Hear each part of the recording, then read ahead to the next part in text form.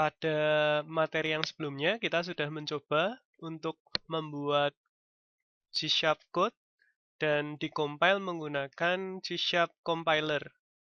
Nah, selain cara manual seperti yang sudah kita lakukan sebelumnya, membuat source code di Notepad dan menjalankan C# compiler secara manual, maka ada cara yang lebih mudah, yaitu menggunakan Integrated Development Environment. Salah satu yang paling baik untuk membuat aplikasi .NET yaitu adalah Visual Studio. Visual Studio sendiri adalah sebuah IDE. Tujuan dari IDE sendiri adalah menyediakan semua tool dan fungsionalitas yang dibutuhkan untuk memudahkan kita sebagai developer membangun aplikasi.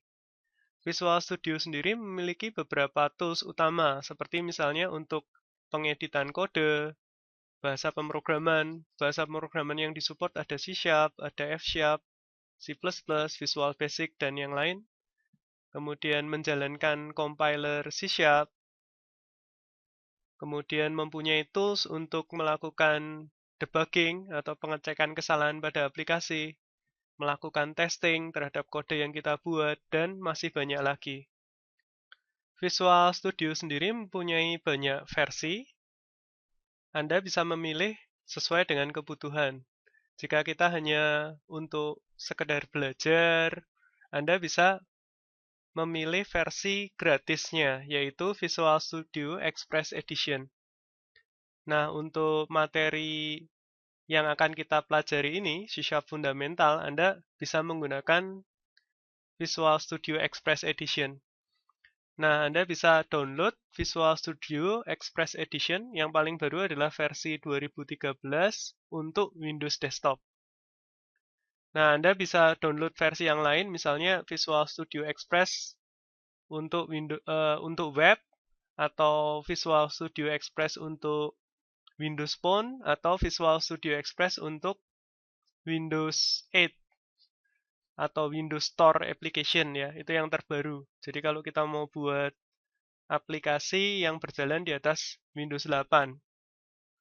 Jika Anda membutuhkan fitur-fitur yang lebih lengkap, Anda bisa menginstal Visual Studio versi yang lebih tinggi. Namun ini berbayar, tidak gratis. Ada versi profesional maupun versi ultimate. Misalnya kita butuh fitur untuk menginstal third-party plugin seperti Reshaper atau Telerix atau DevExpress. Nah, Anda butuh yang paling tidak versi Professional Edition. Atau misalnya Anda ingin bekerja dalam tim menggunakan Visual Studio Team Foundation Server. Nah, Anda juga harus menginstal versi yang bukan Express. Untuk menjalankan contoh-contoh kode pada kelas C# Fundamental ini, Anda bisa menggunakan semua versi Visual Studio. Anda cukup menggunakan Express Edition saja untuk belajar dan menjalankan kode-kode contoh yang ada di kelas C# Fundamental ini. Untuk mendownload Visual Studio Express, Anda bisa ke URL berikut, kemudian Anda bisa download secara gratis. Visual Studio sendiri menyediakan banyak project template yang bisa kita pilih. Misalnya kita mau mengembangkan aplikasi berbasis konsol, kita bisa memilih console application. Atau misalnya kita mau membuat aplikasi desktop berbasis Windows, Anda bisa memilih dua teknologi, menggunakan yang Windows Phone Application atau yang WPF Application. Anda juga bisa pilih di sini misalnya untuk mengembangkan aplikasi berbasis web, mengembangkan aplikasi yang terintegrasi dengan Office, mengembangkan aplikasi cloud, misalnya Anda mau buat aplikasi berbasis Windows Azure yang berjalan di atas Windows Azure, Anda bisa pilih project template yang ini. Reporting, misalnya kita mau membuat SSRS, SQL Server Reporting Service, itu bisa juga menggunakan Visual Studio. Reporting bawaannya juga sudah disediakan di sini. Kemudian misalnya kita mau buat aplikasi SharePoint, WebPart, bisa juga pilih di sini aplikasi Silverlight. Ini membuat web service, misalnya menggunakan WCS, membuat aplikasi Windows Phone, membuat aplikasi Windows 8 RT, itu membuat Windows Store ya. dan lain sebagainya. Misalnya untuk bikin game juga bisa. Di sini ada XNA Game Studio dan masih banyak template-template yang lain. Jadi kita tinggal pilih kita mau buat aplikasi apa di sini. Karena Visual Studio sudah menyediakan semua template-nya yang diperlukan di sini. Nah, untuk mencoba melihat di Visual Studio-nya, kita buka Visual Studio. Anda bisa menggunakan minimal versi Visual Studio 2008 ya untuk mengikuti kelas C# fundamental ini. Nah, di sini saya menggunakan versi yang baru. Di sini Visual Studio Ultimate 2012. Nah, kalau kita lihat, kita bisa bikin project di sini. Nah, ini template-template yang disediakan. Untuk web, kemudian ada Office Application, Cloud, untuk programming Windows Azure, pembuatan report, SharePoint, misalnya kita bikin web part tadi ya. Kemudian Windows Phone, Windows Store, dan masih banyak template yang lain. Salah satu bagian yang paling penting di Visual Studio adalah Solution Explorer. Solution Explorer ini adalah list dari project yang kita buat ya, isinya adalah semua file yang kita butuhkan dalam project kita atau dalam aplikasi yang kita buat. Nah, kalau kita lihat contoh di sini, isinya macam-macam ya, ada folder, ada reference, ada class, .cs, ya kan, ada konfigurasi, dan lain-lain.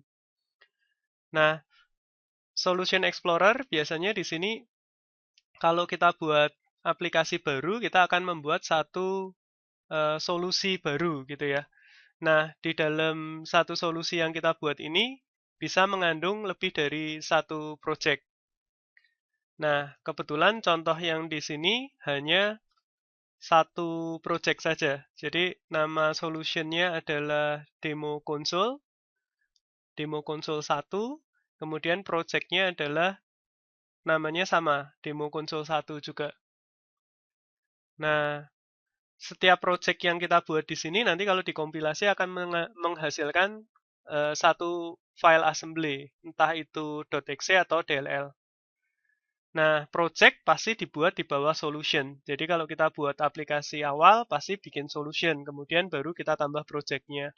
Nah, satu solusi tadi bisa lebih dari satu project. Selanjutnya kita akan membuat demo programnya. Jadi kita akan buat solution baru di Visual Studio. Kemudian kita akan coba untuk build solution tersebut dan membuat program sederhana menggunakan Visual Studio. Baik, di sini kita akan mencoba untuk membuat satu project baru di Visual Studio. Misalnya saya pilih console application ya. Di sini saya mau membuat sebuah aplikasi berbasis konsol. Nah, di sini bisa kita buat nama dari solusi atau nama dari project-nya. Biasanya nama solusi dan project-nya itu pertama kali sama. Kecuali kita membuat empty solution kemudian menambahkan project-nya secara manual. Nah, di sini kalau kita lihat ada target.NET Framework-nya. Jadi, kalau kita buat program pertama kali, kita bisa pilih kira-kira target framework-nya .NET berapa. Kalau misalnya .NET 4.5 berarti aplikasi kita bisa dijalankan kalau komputernya itu terinstall .NET Framework 4.5. Jadi kalau kliennya tidak terinstall .NET Framework 4.5, maka aplikasi yang kita buat tidak bisa dijalankan. Nah, kita buat console application, kemudian kita bisa beri nama misalnya demo console 1 seperti itu ya. Kemudian kita bisa pilih foldernya, kita simpan di mana. Saya simpan di yang tadi saja, di sampel C#, di D. Saya select folder. Nah, maka solusi yang kita buat akan disimpan di dalam drive D, foldernya adalah sampel C#. Saya klik OK. Nah, seperti ini hasilnya. Nah, biasanya Solution Explorer itu ada di jendela sebelah kanan. Nah, di sini ya, di jendela sebelah kanan. untuk menampilkannya, kalau misalnya belum tampil Solution Explorer-nya bisa di View, kemudian kita pilih Solution Explorer. Nah, kalau kita lihat tadi kita buat satu solution namanya demo konsol 1 lah. Otomatis project-nya namanya juga sama, demo konsol 1. Sebenarnya dalam satu solution ini kita bisa membuat lebih dari satu project. Nah, di sini kita bisa add new project baru. Jadi dalam satu solution dimungkinkan untuk membuat lebih dari satu project. Misalnya nanti kalau kita buat aplikasi bisnis, misalnya satu project, misalnya isinya hanya library saja, kita bikin kelas library-nya di situ. Satu project lain itu isinya misalnya middle layer atau presentation layer gitu ya. Tampilannya isinya form-formnya. Project lain isinya hanya library saja. Nah, bisa seperti itu. Jadi, satu solusi bisa lebih dari satu project.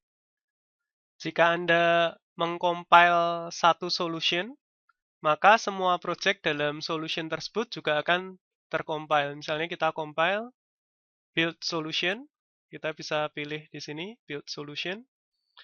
Nah, ketika kita build, maka jika ada lebih dari satu project dalam satu solution, maka semua project tersebut juga akan dikompilasi. Setelah itu kita akan melanjutkan dengan menambahkan program sederhana di sini. Kita buat satu project dulu. Di sini programnya persis sama dengan yang sudah kita buat sebelumnya di Notepad. Jika kita menggunakan Visual Studio, kita buat console application baru. Di sini otomatis sudah dibuatkan satu file namanya program.cs dan isinya adalah satu kelas namanya program dan satu method main, static void main. Jadi metode ini adalah metode yang dijalankan pertama kali ketika programnya dijalankan nanti. Nah, sama seperti sebelumnya, misalnya kita bisa tuliskan di sini console write line hello C#. Di Visual Studio kita kenal yang namanya IntelliSense.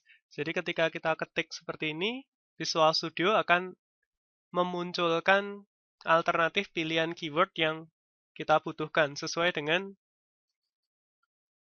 huruf yang kita ketikkan gitu ya. Misalnya di sini console.readline.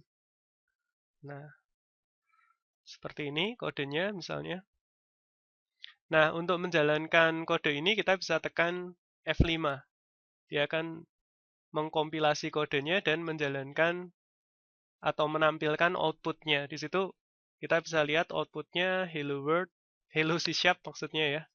Nah, seperti itu ya.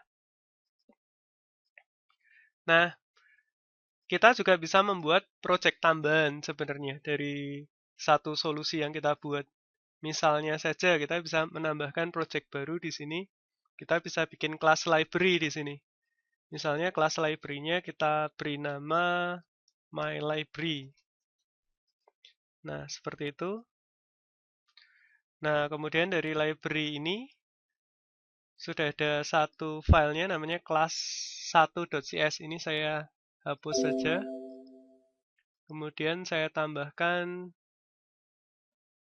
kelas baru.